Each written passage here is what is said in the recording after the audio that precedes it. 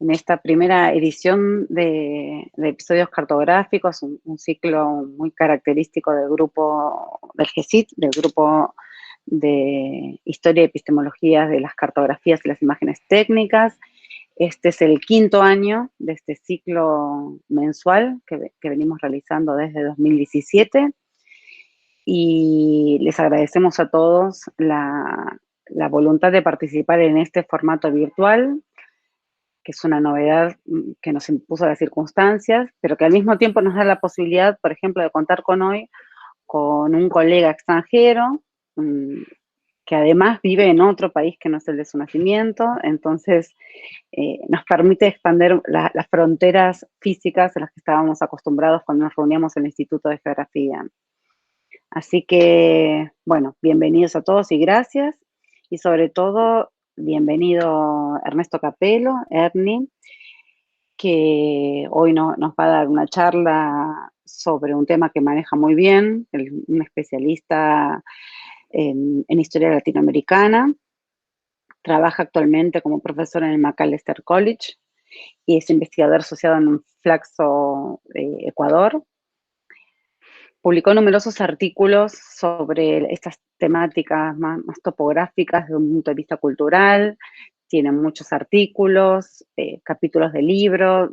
Entre sus libros más recientes está City at the Center of the World, Space, History and Modernity in Quito, de 2011, pero también Mapping Mountains, que publicó el año pasado, y también el año pasado salió un libro del que fue coeditor, y que tuve el honor de colaborar, se llama Cartographic Expeditions and Visual Culture in the 19th Century Americas.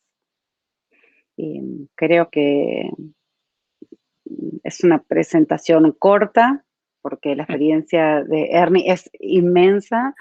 También forma parte de la Comisión Visual Culture en LASA. Bueno, no sé, tendría tantas cosas para decir de Ernie que espero que esto sirva para presentarlo introductoriamente. Y Ernie, si querés agregar algo más sobre tu perfil que yo haya omitido, eh, puedes hacerlo libremente, y si no, te cedo la palabra para que inicies tu charla. Gracias por venir. Muchas gracias, Carla, por la invitación y gracias a todos por estar aquí hoy, esta tarde. La charla que voy a estar presentando hoy día se llama Mapeando los Alpes en los Andes, Charles de la Condamine, Pierre Bourguer y la invención gráfica de la cordillera. Estoy poniendo en el chat ahorita un link para un libro donde sale como capítulo. Es un libro que acaba de salir en la imprenta de Chicago que se llama Mapping Nature Across the Americas. Y me alegro de poder compartir todo esto con ustedes hoy día. Ahora, a ver, voy a ver si es que puedo presentar el PowerPoint. ¿Sí lo ven? Sí. Ok, como no puedo verme a mí mismo, entonces ojalá todo sale bien. Bueno, mapeando los Alpes en los Andes. Idemens se vascurre per Alpes. Ve demente y corre a través de los Alpes crueles. Esas palabras, escritas por Juvenal en su descripción del célebre cruce de los Alpes de Aníbal, fueron presentadas como un epígrafe por Charles-Marie de la Condamine en su diario de viaje, resumiendo sus trabajos midiendo el arco del meridiano ecuatorial en el siglo XVIII. La conexión no parece obvio. Como los Alpes, los Andes representan una de las gran cordilleras mundiales. Para la Condamine, cruzarlas se puede, por lo tanto, comparar con los actos del famoso cartaginés y también en un gesto narcisista de autoagrandecimiento. Esta interpretación tiene mucha validez. Como ha comentado Neil Safir, la Condamine dejó una serie de objetos conmemorativos a través de los Andes, los cuales incluyen pilas de piedra, inscripciones en rocas costeñas y las famosas piramidales ceremoniales marcando los fines de la línea de base para las mediciones geodésicas del arco del meridiano de Quito. Estos objetos, los cuales existen adjuntos a narraciones e imágenes documentando la naturaleza exótica de los Andes y la Amazonía, pueden ser leídos como herramientas en un proyecto imperial. Varios historiadores han notado que la representación científica geográfica colonial se apoya en discursos cuantitativos, textuales, visuales, cartográficos, que forman parte de un cuerpo de obras justificando la dominación imperial sobre paisajes coloniales descritos como bárbaros o salvajes. A pesar de que esta aproximación ha resultado en valiosas percepciones, este énfasis en la dominación imperial de la naturaleza exótica y distante obscura la importancia de las referencias de la Condamine a los Andes y los Alpes como montañas en sí. En esta charla mantendré que tanto la Condamine como su colega Pierre Bouguer se basaron en un archivo extensivo de representaciones visuales y textuales de los paisajes montañosos del Viejo Mundo en sus relatos de los Andes. Como lugares altos, para utilizar el término de Denis Cosgrove y Verónica de la Dorra, las características extremas geológicas y climáticas de montañas habían sido asociadas con el peligro y el control tenue del Estado a través de Europa por un largo tiempo. La representación ambivalente que ofrecieron la Condamine y Bouguer de la cordillera andina, con sus altitudes extremos, el terreno desigual y la flora y fauna tropical, por lo tanto hicieron eco de ansiedades ya existentes franceses con respecto al control de sus propias zonas montañosas. En efecto, el hecho que sus diarios de viaje pueden ser leídos como un trace de un arco narrativo desde la confusión y la frustración hasta una visión performativa del control, tuvieron éxito en atraer un público amplio precisamente como resultado de la ansiedad ya existente acerca de las montañas europeas. Para científicos como la Condamine y Bouguer y también para otros ilustrados decimoctavos, una de las razones mayores por las cuales las montañas inspiraban la ansiedad parte de una falta de claridad acerca de qué exactamente constituía una montaña. Eh, es, como consideré un poco más a fondo, los diarios de viajes, mapas e informes de la Condamine Bouguer contribuyeron a un intento más amplio de definir la montaña en términos científicos. En particular, sus estrategias gráficas y textuales innovadoras aceleraron el proceso de definir a montañas como promontorios geológicos existentes entre una cordillera. Una herramienta central en este proceso fueron sus medidas geodésicas en sí. Sin embargo, tal vez de más importancia fueron la descentralización gráfica de vistas verticales o altitudinales de las cumbres individuales a favor de una consideración horizontal, longitudinal, de la cordillera andina en su totalidad. Estas estrategias serían articuladas en los textos y las imágenes de sus informes de forma particularmente dramática en las escrituras de la Condamine. En cuanto consideramos esta cuestión de la dificultad de definir a la montaña,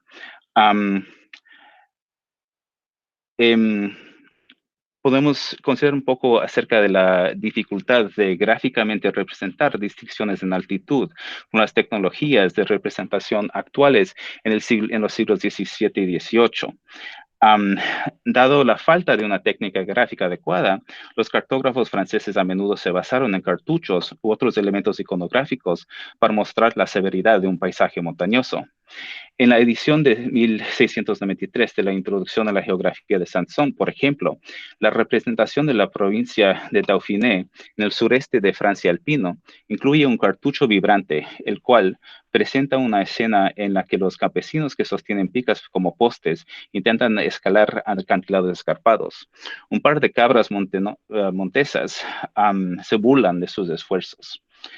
Mientras que el cartucho está adornado con un sol naciente, símbolo del rey francés, la ineficacia de los escaladores alpinos y la libertad de los íbices, o sea, las cabras, desafían el poder real en este espacio peligroso y aislado. Esta representación de un terreno montañoso incontrolable aparece en varios otros atlas franceses producidos durante el siglo XVII, a menudo en representaciones de zonas bajo un tenue control estatal. Uno de los más dramáticos es el mapa de las Américas de 1705 de Nicolas Dafer, que no solo incluye una famosa imagen de castores y emprendedores construyendo una presa en una sección de la Canadá francesa, sino también una representación particular de los Andes. Consiste en una escena ubicada en las montañas de Chile, que representan a españoles a caballo y a pie, cruzando cerca de escarpados acantilados que llegan por encima de las nubes. En la parte inferior derecha, dos figuras se han derrumbado, abrumados por el mal de altura. Descansando sobre la cinta que delinea el cartucho, como si fuera una cama, hay un noble andino con tocado y adornos dorados, tal vez un guiño a la luz del sol real que se encuentra típicamente en las representaciones de Dauphiné, como se señaló anteriormente. A diferencia de la naturaleza industriosa de América del Norte, los Andes de América del Sur se describen así no solo como demasiado altos para los cuerpos europeos, sino también bajo el control de una comunidad indígena en reposo. Si bien este mapa en particular se basa en el cartucho para demostrar cambios altitudinales, Dafer experimentó con representaciones gráficas alternativas en su Atlas Curio. La representación de la isla de Martinica, por ejemplo, desplegó diversos iconos de montañas de diferentes tamaños para mostrar distintas elevaciones. Si bien no está completamente representado de los contornos del paisaje de la isla, este enfoque permitió una descripción más variada de la diferencia altitudinal.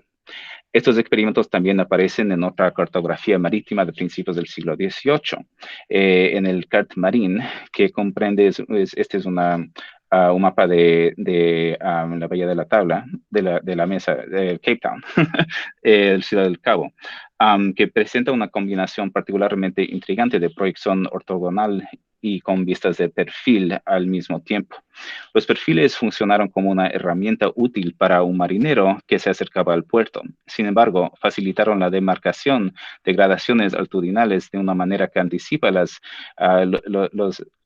decisiones hechas por Bouguer y Condamine en sus descripciones de la cordillera de los Andes en su conjunto.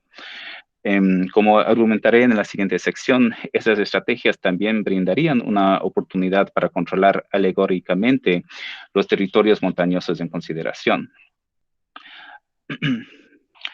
Como tal, los intentos de Condamine y Bouguer de trascender sus propias ansiedades andinas hicieron eco e iluminaron las posibilidades de replantear la relación del Estado francés con su propia periferia montañosa. Trascienden los Alpes en los Andes o la invención gráfica de la cordillera. Una de las primeras descripciones de la Condamine de la cordillera de los Andes contiene un pasaje evocador que describe sus contornos y su idoneidad para la medición del meridiano ecuatorial. En este pasaje, la Condamine traza los contornos favorables de la región de Quito, vista en su totalidad, desde las dos cadenas montañosas que pasan de norte a sur, al sur, que proporcionan un horizonte de fácil acceso.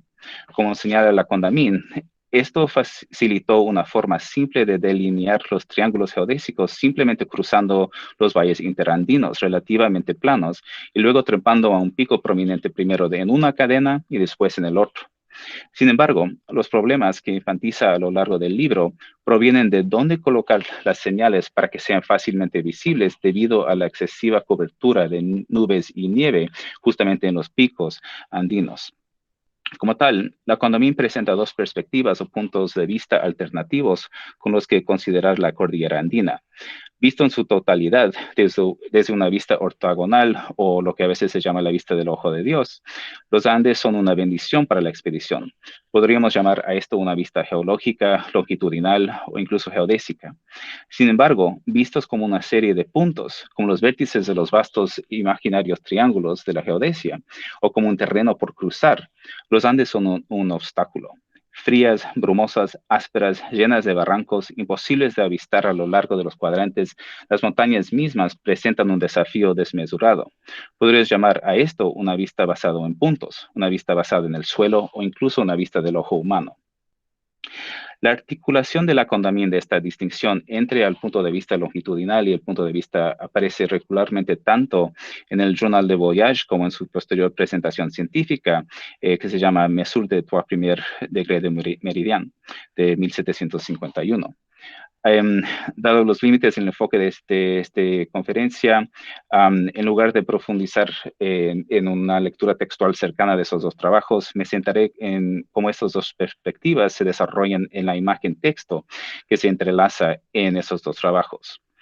De hecho, diría que para Lacondamin, mucho más que para su colega Bouguer y muchos otros contemporáneos, las imágenes aparecen como un paratexto más que como ilustraciones. En este caso particular, presentan una clara indicación de la relación entre la vista longitudinal, que se establece como la visión de la ciencia y Dios, y la visión puntual, que es del cuerpo humano y del suelo. El primero se abstrae, el segundo es concreto. Y sin embargo, dadas las actividades particulares demostradas sobre el terreno, particularmente en Mesure de Trois Premier Degré, es solo a través de las actividades de los cuerpos humanos que atraviesan un territorio inhóspito que se puede determinar y aproximar la visión de Dios. El paratexto de la imagen de estos dos libros sigue un patrón similar.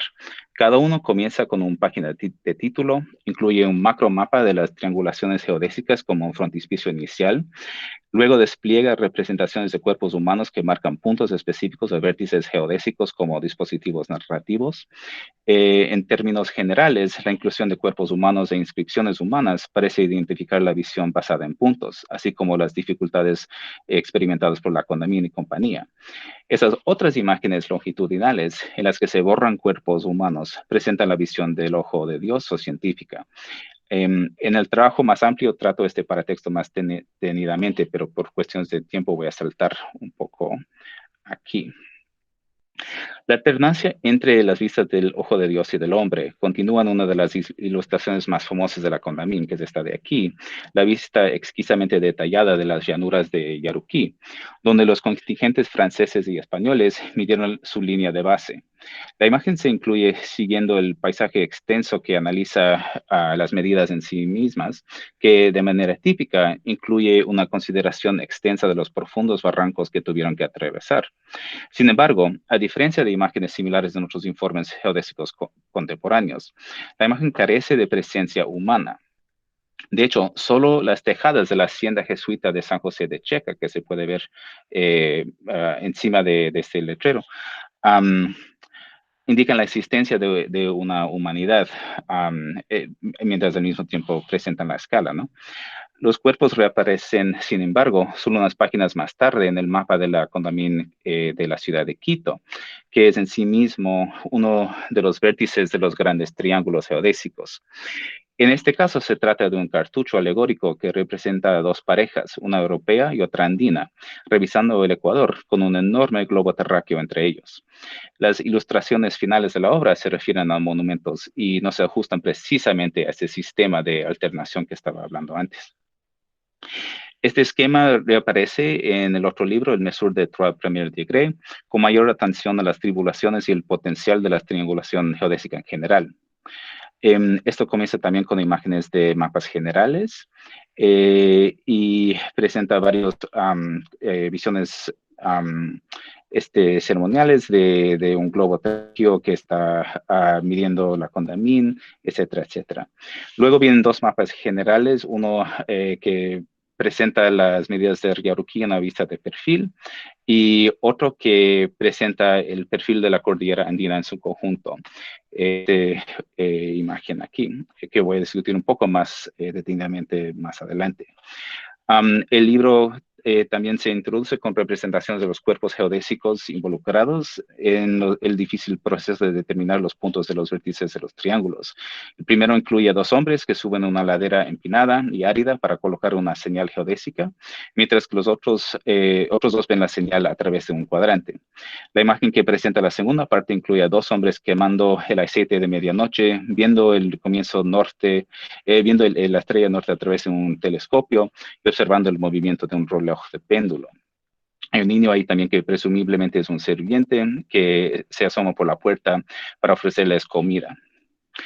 Mientras que la Condamine hizo un uso extensivo de las imágenes como un elemento adicional en su reclamo narrativo sobre los Andes como objeto de investigación, la obra de Bouguer, La figura de la Terre, es relativamente restringido gráficamente. De hecho, Todas menos una de sus imágenes son ilustraciones comunes en varios otros textos geográficos del principio del siglo XVIII. Sin embargo, el único original desafió en esencia las representaciones dominantes de las montañas como picos individuales, mientras anticipaba una de las grandes innovaciones de la Condamine, por la cual Bouguer ha recibido poco crédito. La ilustración consta de dos vistas de los Andes. Uno de estos, esencialmente el de abajo, esencialmente duplica la vista de la Condamine del Valle de Yaruquí, pero sin la inclusión de los edificios de la hacienda de San José y reproducido con mucho menos detalle. El segundo, que es el más grande, el de arriba, consiste en una vista de perfil de los Andes cortados por una vertical. En esencia, el perfil proporciona una sección transversal del corredor ecuatorial, una acción que marca los cambios altitudinales a lo largo de los Andes ecuatoriales. Sin embargo, dado que Bouguer no oculta las capas de nieve de los picos, en esencia produjo un perfil de relieve topográfico que se mueve desde los estratos subterráneos hasta los glaciares externos. La incorporación de algunos elementos pictóricos, como las nubes alrededor del Cayambe, por ejemplo, expande la ilusión de tridimensionalidad. Si bien Bouguer pudo haber inventado el perfil de relieve topográfico en esta imagen, la Condamine lo perfeccionó al mismo tiempo que prestó atención a su macronarrativa con respecto a las perspectivas longitudinales versus las basadas en puntos. En el perfil antes mencionado de Mesure de Trois Premiers Degrés, la Condamine no solo amplía el perfil en relieve de Bouguer, sino también su uso de retratos tridimensionales en los picos principales. Cayambe, Cotopaxi, Chimborazo, todos están presentados de una forma gráfica específica, con el pico cónico de Cotopaxi y una columna de humo que refleja una erupción que el grupo había presenciado, que son fácilmente identificados. Sin embargo, el genio de la figura de la Condamine reside en la yuxtaposición de este perfil con esa vista aérea de los triángulos geodésicos dispuestos a la misma escala. Como tal, el lector del mapa puede ver tanto un perfil como una proyección ortogonal simultáneamente y hacer coincidir los puntos de los triángulos con los picos del perfil longitudinal. Además, también se marcan las alturas de los picos principales, así como las de las señales geodésicas y formación que resalta tanto la grandeza literalmente de los Andes como la perspicacia de la Condamine y sus colegas para desafiar lugares tan altos. En esencia, en este mapa, la Condamine encontró una manera de unir los dos puntos de vista que dominan su narrativa, el ojo de Dios y el ojo del hombre. Tanto los Andes como una bendición para la medición geodésica y como un terreno inhóspito para los científicos son evidentes en un arreglo simple y elegante de múltiples perspectivas. El hacerlo no solo domesticó los Andes para una audiencia erudita, sino que también reconoció sus contornos específicos, al menos medibles por los instrumentos de la época. Reflexiones finales. Tanto la obra de la Condamine como la de Bouguer tendrían una gran influencia en la historia de la medición geodésica y también de la exploración. La concepción de la cordillera como al mismo tiempo un aliento longitudinal y un punto, y la innovación técnica de incorporar tanto datos geográficos abstractos con información pictórica extendida se repetirían a lo largo de los siglos XVIII y XIX. De hecho, dado la influencia que tuvo la combinación tipo collage de información métrica y pictórica de la Condamine, en particular en el célebre tableau de Alexander von Humboldt en su ensayo sobre la geografía de las plantas, y la enorme influencia que Humboldt en sí tuvo en la temática, en la cartografía temática del siglo XIX, se podría argumentar que la Condamine inventó la cartografía temática en esta imagen. Si bien delinear tal argumento está más allá del alcance de este ensayo, es justo decir que el trabajo de la Condamine merece más atención de lo que ha recibido. Sin embargo, además de sus grandes fortalezas técnicas, yo diría que con respecto al mapeo de cadenas montañosas, quizás el elemento más influyente de los escritos de la Condamine y Bouguer se refería a su capacidad para abordar directamente sus ansiedades acerca de los instrumentos, la atracción gravitacional, los terrenos montañosos y los pueblos montañosos, y superarlos al proporcionar un medio gráfico que intentaba representar lo no representable. Pocos años después de su publicación, Philip Buache articularía sus teorías sobre una visión global de cadenas montañosas que proporciona una estructura espinal para todo el planeta. Lejos del desierto desconocido, para Buache la cordillera como tal se puede ver no solo longitudinalmente al estilo de la Condamine, sino que globalmente. Es decir, no ofrecía ninguna de las ansiedades asociadas con tales regiones antes de las representaciones innovadoras de la Condamine y Bouguer. Mi opinión, este cambio bien puede haberse debido en parte a las estrategias narrativas seguidas tanto por Laconomín como por Bouguer y las formas en las que describen tanto sus ansiedades como su capacidad para trascenderlas. La obsesión por la precisión en particular reflejaba tanto el deseo de lograr la exactitud científica como el conocimiento seguro de que las perspectivas futuras dependían de la consecución con éxito de la meta. Por lo tanto, la precisión funcionó como un objetivo a alcanzar, pero también como un recordatorio de lo que está en juego. Para la Condamine y Bouguer, las dificultades de atravesar la cordillera de los Andes potencialmente obstaculizaron no solo los objetivos específicos de la misión geodésica, sino también sus perspectivas de futuro. Dado que estas dificultades surgieron de las peculiaridades de un clima ecuatorial con sus fenómenos meteorológicos concomitantes, lluvias frecuentes, nubes, etcétera, junto con un paisaje que ya provocaba ansiedad, montañas, no es de extrañar que el proceso resultara angustioso. Esta ansiedad diaria, sin embargo, se tradujo finalmente en una innovadora estrategia gráfica que buscaba trascender las tensiones del pico individual enfatizando toda la cordillera, es decir, pasar de la precisión en el punto único o la medición única a una forma de precisión en la escala más grande, o es decir, de pasar de la vista del hombre a la vista de Dios. Gracias. Muchísimas gracias, Ernie. Un gusto escucharte y, bueno, a mí personalmente me encantaron las imágenes que nos compartiste.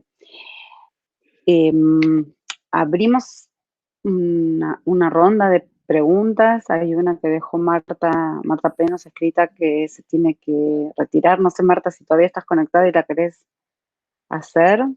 No alcanzo. Hola, ¿qué tal? Ahí. Hola a todos y bueno, gracias Ernesto por tu exposición, muy interesante.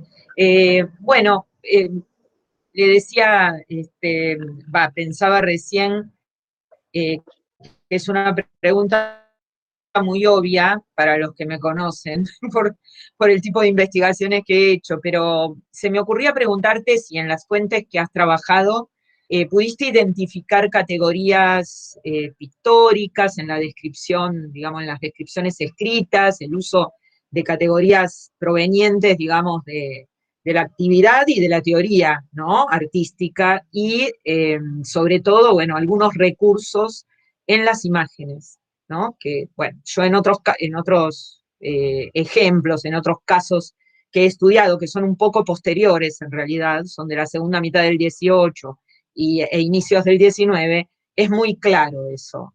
No sé, en el caso de la Condamine, si has identificado, aunque sea así someramente, algo de eso. Gracias por la pregunta y no sé si tal vez podrías aclarar un poco acerca de qué quieres decir en este caso por categorías pintóricas, ¿no? Sí se puede ver, por ejemplo, creo yo, una influencia del paisajismo, obviamente, ¿no?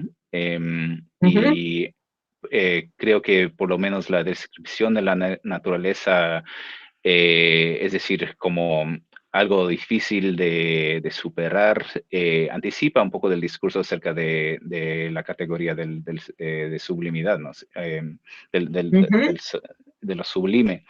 Eso sí creo que se Sí. podría ver, pero no sé si tienes alguna otras categorías en particular que te Bueno, interesan. no sé, pero en las descripciones escritas muchas veces se utilizan términos como, por ejemplo, en inglés, scenery o incluso landscape, y Mm, cuando se habla en esos términos o se habla de los efectos de color que da la luz del sol sobre las montañas, ¿no? Entonces, ahí hay como una visualidad que está muy atravesada por la experiencia de frecuentar la pintura paisajista, ¿no?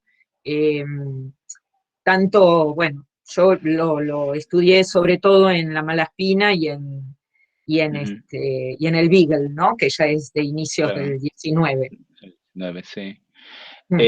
Sí, sí, gracias por o sea, por el comentario y la pregunta, ¿no? De veras, necesito revisar el texto un poco más detenidamente Ujú, para poder responder de una forma, digamos, más detallada, pero sí diría que de vez en cuando hay o sea, palabras claves acerca de cómo presentamos, digamos,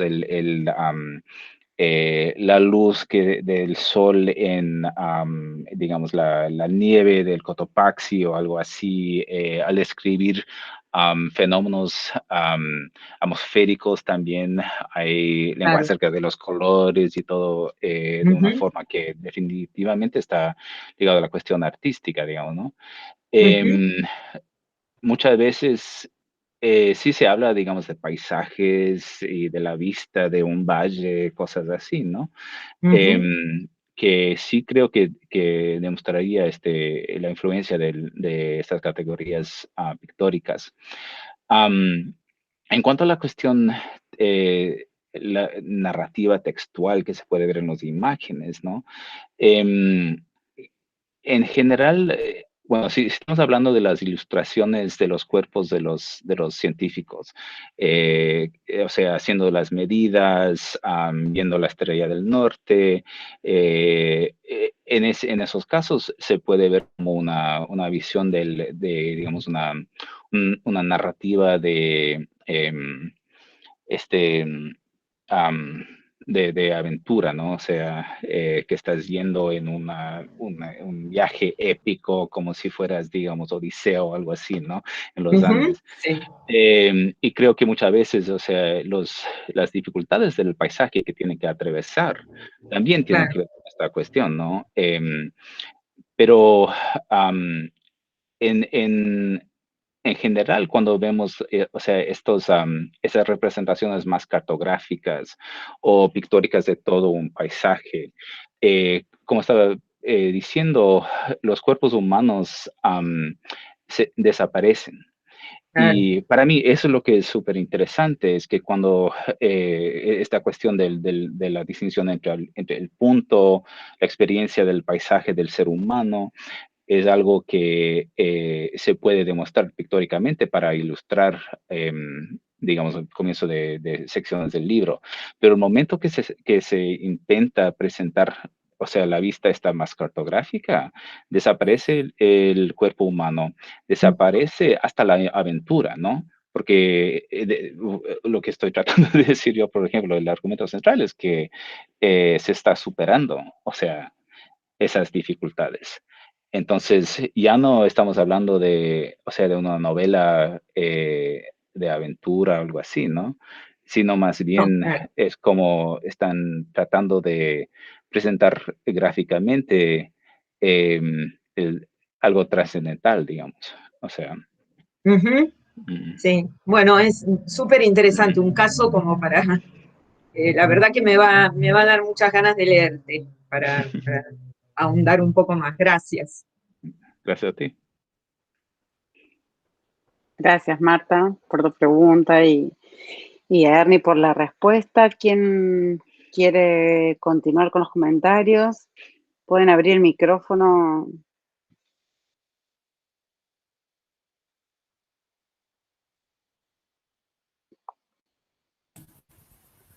Bueno, sí, Anthony.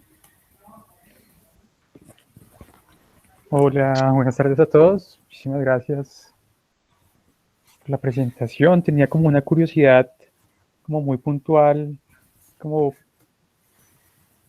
cierto, como pues ahí hablas un poco como mapeando los Alpes en los Andes, pero es ver también como estas técnicas de haber mapeado antes los Alpes, si están, cierto, como inmersas o hay como una tendencia también que se desarrolla como en esta ilustración técnica desde, no sé, como desde la Academia de París, tal vez. Es como, ¿cierto? Como esas formas como comparativas de retratar las alturas, ¿cierto? Como que sí están inmiscuidas también como en esas técnicas individuales de estos dos científicos, o si son propias, ¿cierto? Como que si hay una, no sé si innovación, sino más bien como, como un hito un poco como de cómo se retrata esas alturas, o si hace parte más como de unas técnicas o unas tradiciones, ¿cierto? Como que ya conectadas, que también como que lo pensaba con el ejercicio de la expedición con Laponia, si lograste hacer como algunas comparaciones de esas otras formas de retratar las alturas, pues como contemporáneas a esta expedición. No sé, fue como enredado, fue clara la pregunta. Gracias. Si bien entiendo, la pregunta sería, si es que lo que estoy estudiando aquí en la representación cartográfica de los Andes, em, está respondiendo a técnicas, digamos, de mapear las alturas de los Alpes. Esa sería la pregunta. Sí, sí, sí, pues como que si hace parte como de una línea, ¿cierto? Como construida de estas formas o estas Ujú, metodologías de retratar esas alturas, o si hay unas ujú, particularidades también que se construyen, ¿cierto? Como con la experiencia física o la experiencia viva como ujú, pues como de la expedición de la Condamine. ujú. Sí, o sea, en cuanto a, o sea, la técnica que están usando es básicamente la triangulación geodésica, ¿no? Que ya se había estado practicando en Europa y en otros lugares donde estaban mapeando, o sea, territorios coloniales, imperiales, europeos más que nada, desde, digamos, el siglo XVI, XVII, y de ahí expandiendo durante todo el siglo XVII hasta el XVIII, ¿no? Em, no creo que hay diferencias extremas en la técnica de medición que están utilizando en este momento, aunque sí se podría decir que están, por ejemplo, utilizando las medidas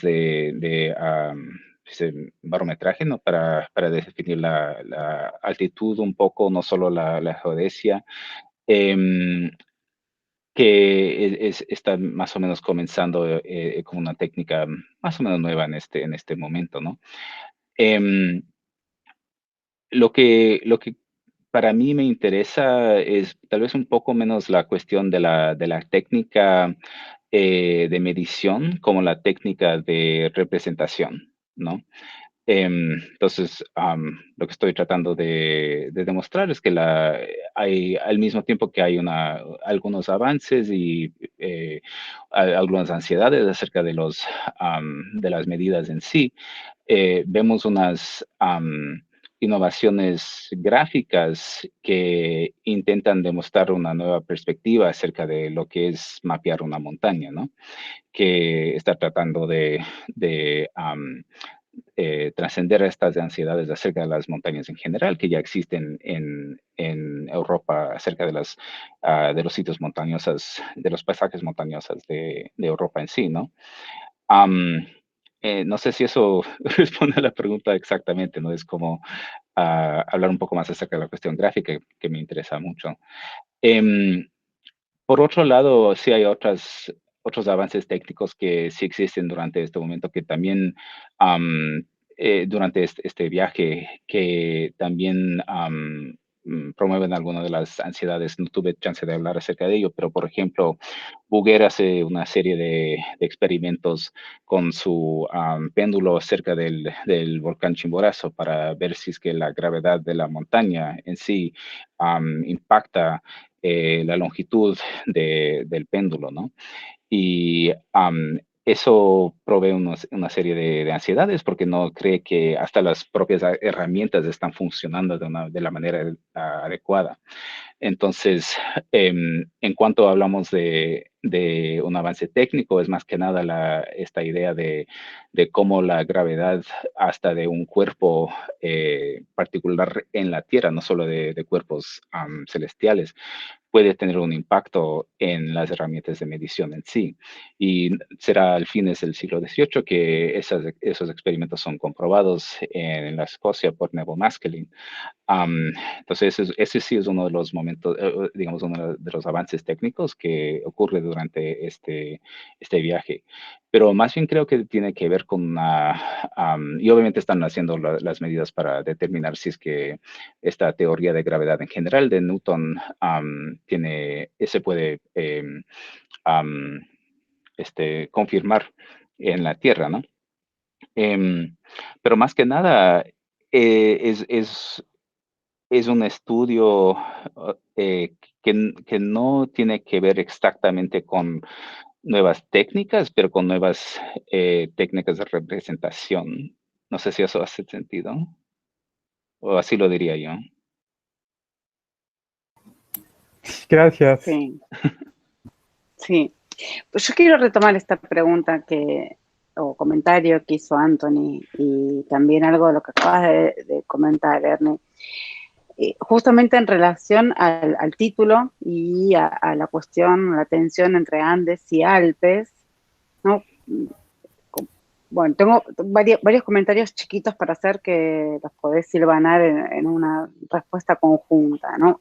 Por un lado, esto de la comparación, ¿no? Del pensamiento o el método analógico entre los Alpes o las experiencias conocidas y bien documentadas en los Alpes y cómo trasladar esas prácticas a los Alpes, ¿no? Con toda la incertidumbre que eso generaba, que tiene una dimensión más técnica, sí, los mismos instrumentos que se podían usar en la geografía alpina funcionaban o podían funcionar eventualmente en la geografía andina, por un lado, si eso representó algún obstáculo.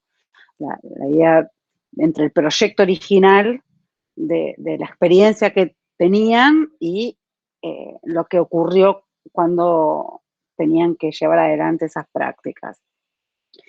Y también es una cuestión más, si se quiere, cultural o más de la geografía imaginaria, de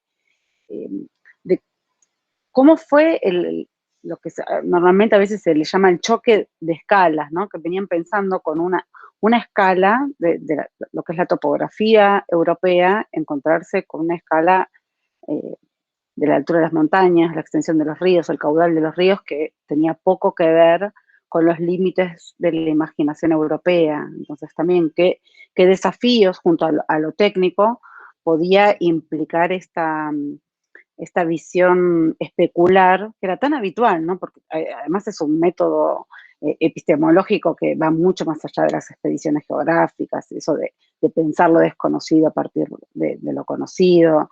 Entonces es inevitable, pero mi pregunta va más hacia qué ocurrió cuando el método especular tenía que ser ajustado, ¿no? Reajustado. Y eso como el núcleo duro, y desprendido de eso, una preguntita más específica. Si todo esto, ¿no? Que no sé bien cómo se resolvió, sos vos el que me lo va a comentar, tuvo algún impacto en los lenguajes gráficos, en la manera de representar la experiencia, la medición, la expedición científica, incluso el diario de viajes, el relato, lo que se publicaba, ¿no? Vos mencionaste recién en la respuesta a Anthony, por eso también lo quería traer, innovaciones gráficas. Entonces, esas innovaciones eran en general de la época, aplicadas tanto a los Andes como a los Alpes, o más ensayadas en los Andes, en Europa, y puestas a prueba en los Andes, o también algo de lo que ocurría en América fue llevado a ser puesto a prueba en Europa. Bueno, unas 3 preguntitas que podríamos hablar por mucho tiempo, ¿no? Sí, sí, no sé, tal vez, bueno, comencemos con la primera pregunta acerca de creo que están intercaladas las dos primeras preguntas acerca de tanto la comparación la práctica de medición en los Alpes versus los Andes y la cuestión del shock de escalas, ¿no? Y el encuentro cultural que existe en esta expedición, ¿no? Em, bueno, por un lado, y no sé si, bueno, por un lado, sí, los Alpes son un territorio más o menos conocido, obviamente, por europeos y han sido medidos y mapeados por mucho tiempo. Y definitivamente la, este, la práctica de la geodesia en sí es un poco más fácil en los Alpes, donde se puede definir, por ejemplo, la altura de las señales que estás utilizando de una manera más o menos fácil, porque muchas veces están utilizando las torres de las iglesias o otras construcciones que ya se sabe, digamos, la altura, ¿no? Del objeto.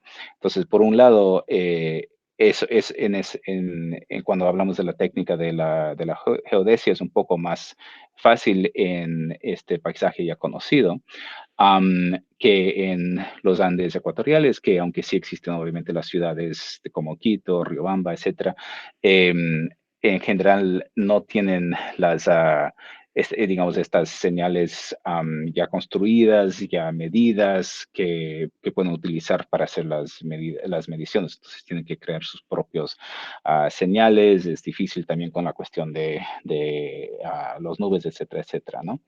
Em, lo que para mí es lo más interesante acerca del intercambio entre estos mapas que estoy presentando, que dibujó Bouguer, que dibujó la Condamine, es la importancia del perfil que está tratando de presentar una nueva forma de considerar pictóricamente, gráficamente, la extensión de una cordillera montañosa, ¿no? Y eso sí, por un lado, tiene que ver con este shock que estás hablando, ¿no? El shock de ver un paisaje completamente distinto, que sí está digamos, am, lo que llamaban entonces las zonas tórridas, ¿no? Zonas ecuatoriales, tropicales, donde obviamente tienes todos estos problemas con los caudales de los ríos, como estabas hablando, digamos, montañas que son tan enormes comparadas a los Alpes, que sí son grandes, pero no tanto como obviamente los Andes. Em, eh, el shock tiene que ver con tratar de entender justamente la escala, como estás diciendo, la escala de eh, un, un- o sea, una región que no tiene comparación exacta en Europa. Em, pero no es un shock que tiene que ver solo con el encuentro con los Andes, es también un shock que tiene que ver con el encuentro con regiones montañosas, tanto en Europa como en las Américas, ¿no? Y este es el punto que estaba tratando de articular acerca de el estudio de los cartuchos que vemos en los mapas de los Alpes, que presentan siempre problemas políticas o sociales, la dificultad de controlar el espacio en una forma que creo que ya, que significa que estos franceses que vienen, la Condamine, Bouguer, etcétera, ya han internalizado, internalized, una idea de una zona montañosa como una zona peligrosa. Entonces, por un lado, la descripción, la representación de los Andes como un lugar que es peligroso, es evocar una idea de las montañas que ya existe en Europa sobre sus propias montañas. Entonces, es como el shock tiene que ver con, por un lado, hablar de la escala, pero por otro lado, hacer esta comparación de una a una, digamos, de zona montañosa como zona no montañosa, ¿no? O sea, los Alpes son los Andes son los Alpes. Y creo que eso es algo fundamental para iniciar, ¿no?, la discusión. Lo que sí creo que tratan de hacer, que es algo distinto, es de encontrar una forma gráfica de representar estas zonas que no se pueden representar, utilizando, digamos, un lenguaje más pintórico, ¿no? O sea, paisajista, ¿no? Hasta los perfiles, obviamente no son perfiles exactos, porque están tomando montañas de una cadena, de la otra cadena, y yuxtaponiéndolos como se haría en un paisaje, ¿no? En una pintura. Pero es a la vez también, o sea, hasta esa vista de las llanuras de Yaruquí, en realidad, digamos, en la en la imagen, es como un valle básicamente recto.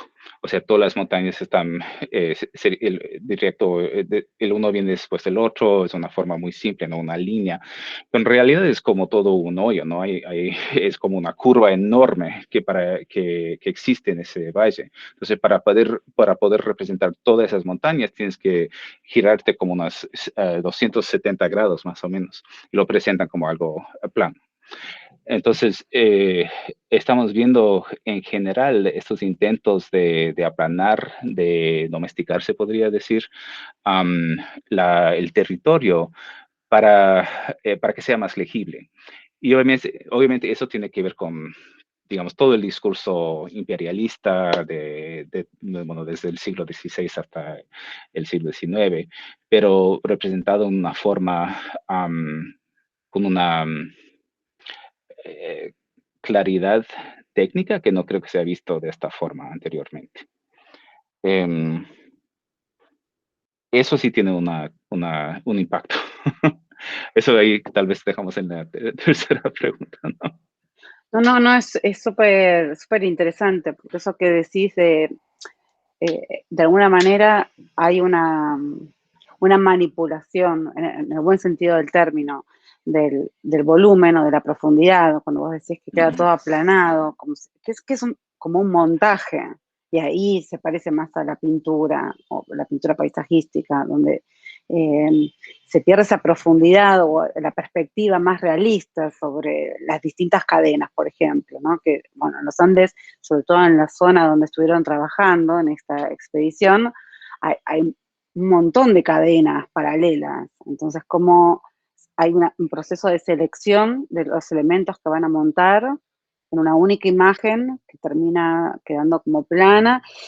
Y bueno, ahí no sé, creo que hay un tema para seguir investigando, que con algunas personas del grupo, como Paula, estamos trabajando los panoramas, las vistas panorámicas, y que la operatoria intelectual y gráfica es similar, ¿no? De generar esta visión, no sé si dijiste 270 grados, algo así dijiste, de amplitud visual, de generar un campo de visión que es realista, pero no es real, ¿no? No tiene un referente empírico, pero que genera esa experiencia inmersiva. No sé si Paula lo quiere decir de otra manera, yo estoy diciendo, pero que genera esa sensación de volver familiar, o utilizando lenguajes familiares, pero forzándolos a lo que necesitan expresar en esta realidad diferente para otro tipo de imágenes. Sí, me parece mal. Acá Paula contesta algo, pero Paula, habla porque no leo. No, mencionaba que sí, que coincido con lo que decía. Eso. ¿Otro comentario? ¿Alguna observación, pregunta? Sí, Sergio. Sergio y Carlos. A ver, primero, Sergio. Tenés que abrir el micrófono para hablar. Dice que tiene mala conexión y que hace la pregunta por el chat. ¿Querés que...? No, ese es André. Ah, Bueno, André pregunta, si hay algún relato de intercambio de conocimiento entre las poblaciones locales y los procesos de mapeamiento de la Condamine, considerando tanto la recolección de información como el desarrollo de las técnicas de representación. Sí.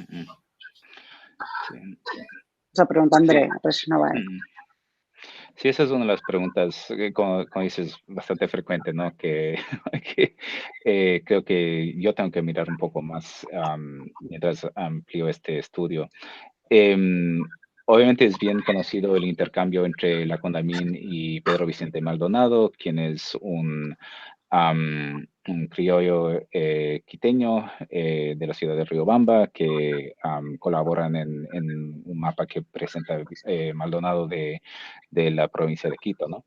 Y obviamente ellos están intercambiando conocimiento extensivamente. La representación del conocimiento indígena también se puede ver de una manera un poco menos obvio, digamos, si es que y solo estoy comenzando a hacer este estudio, pero si miras un poco acerca de las, no solo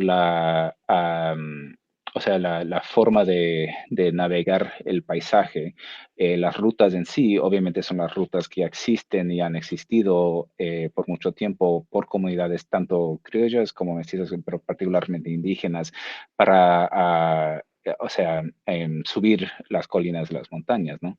Entonces, por un lado, las rutas en sí representan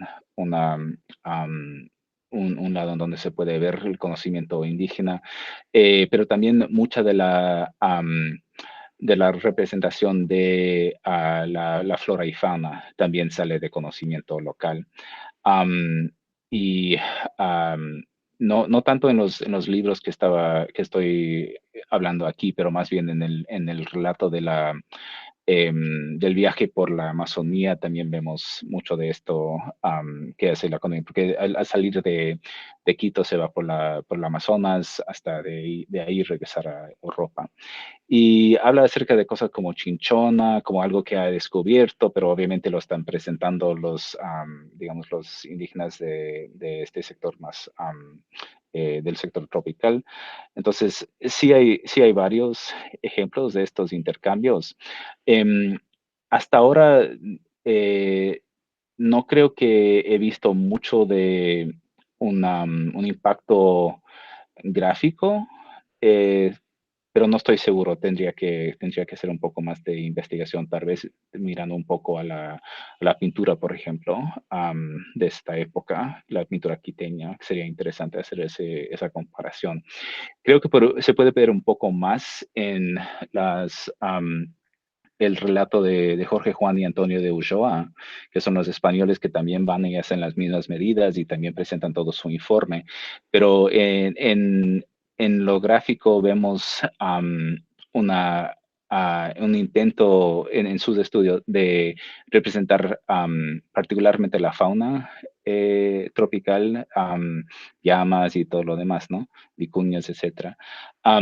Pero tiene un poco de esa representación un poco imperfecta, que es típico cuando hay alguien que está europeo que está tratando de representar lo que están describiendo los españoles en este caso, ¿no? Pero sí, sería interesante ampliar ese parte del estudio y justamente es donde quiero ir ahora con ello. Charlie, Carlos Robarati tiene otro comentario para hacer. Sí, una cosa más general. A mí me da muy interesante, Ernesto, tu exposición. A mí me da la impresión de que toda esta idea de representar de alguna manera, en el fondo esconde una vieja, yo diría, tradición geográfica que es definir, ¿no? Yo me acuerdo que en los libros de geografía ¿cómo definimos una montaña? Bueno, lo que tiene más de 500 metros, por ejemplo, y que es una sierra entre 250 metros o sea, por el estilo. Que es una manera de evitar este tema subjetivo, de alguna manera, de cómo representa una montaña, ¿no? Porque incluso uno, si uno mira la literatura de los viajeros, tienen problemas para definir qué es una montaña y la terminan definiendo con adjetivos, por ejemplo, sublime, ¿no es cierto? O, por ejemplo, un adjetivo que aparece siempre es majestuoso, ¿no?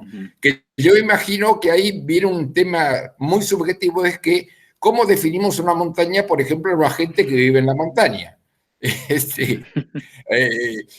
Por supuesto que si yo venimos de Buenos Aires, la Sierra de la Ventana nos parece gigantesca, pero si yo vivo en Sierra de la Ventana, digamos, bueno, no parece mucho. Y si yo vivo en Mendoza, digamos, a mí nadie me puede definir una montaña realmente. Yo creo que esta idea de representación, de alguna manera, es como previo a esto. Bueno, ¿cómo la defino?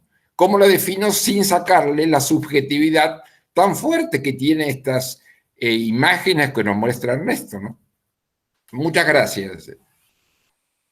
Muchas gracias por el comentario y sí, creo que justamente parte del ímpetus para este tipo de representación sale justamente de debates acerca de cómo definir lo que es una montaña, definir lo que es una cordillera, ¿no?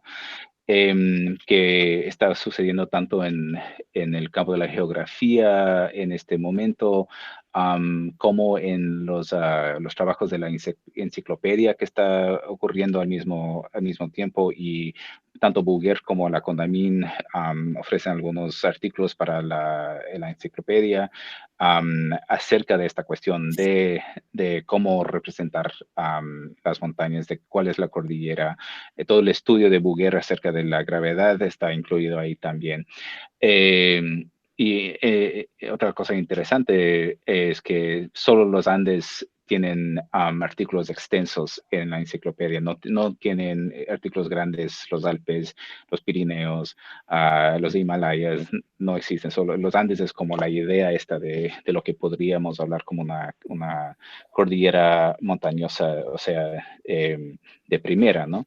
En ese momento. Pero sí creo que tienes algo, es súper importante pensar esta cuestión de que como no se puede definir exactamente lo que es una montaña, creo que estamos viendo tal vez justamente este intento de inventar lo que podría, digamos, una escala objetiva de lo que podría ser una cordillera, lo que podría ser una cadena esta montañosa, ¿no? Y es justamente esta yuxtaposición de las dos escalas mapeadas, o sea, la vista ortogonal de las triangulaciones y el perfil que sirven en poder representar tanto la extensión longitudinal de la cordillera como sus particularidades y las diferencias, digamos, entre cada pico, etcétera, ¿no? Sí. No sé si es que al final es una definición perfecta. Obviamente, como ofreciste, estamos hablando de como un avance en lo que podría ser una definición que es más gráfica y pictórica que específica, digamos. Sí, muchas gracias por el comentario. Bueno, a ver si alguien se quedó con algún comentario o pregunta para hacer.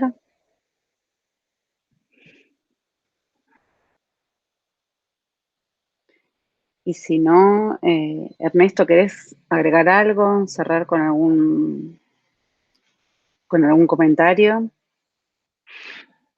Bueno, por un lado, muchas gracias, tanto por invitarme y también por organizar toda esta serie de charlas. Me alegro en antemano de poder venir de regreso para ver lo que están armando los colegas. Muchas gracias a todos por los comentarios, las preguntas, la posibilidad de compartir un estudio que está todavía en sus pasos de inicios. Entonces, muchísimas gracias por todo y les agradezco la posibilidad de hablar con ustedes. Para nosotros fue fantástico contar con tu participación. Ya lo dije, pero lo repito, en lo personal estoy muy contenta de que hayas aceptado la invitación. Y aprovecho para anunciar que el próximo episodio cartográfico, o sea, saben que siempre es un encuentro en la última semana del mes, va a ser el miércoles 26 de mayo, va a estar a cargo de Chet Van Duser de Rochester University, y va a hablar sobre justamente los cartuchos, ¿no? Estas leyendas que están en los mapas. Él tituló su presentación Marcos que hablan, una introducción a las cartelas cartográficas. Así que de alguna manera vamos a seguir en tema y con otro colega y amigo. Así que una vez más, Ernie, muchísimas gracias por compartir con nosotros tu trabajo y gracias a todos los que participaron, hicieron sus comentarios y se acercaron a charlar con nosotros hoy. Hasta la próxima a todos.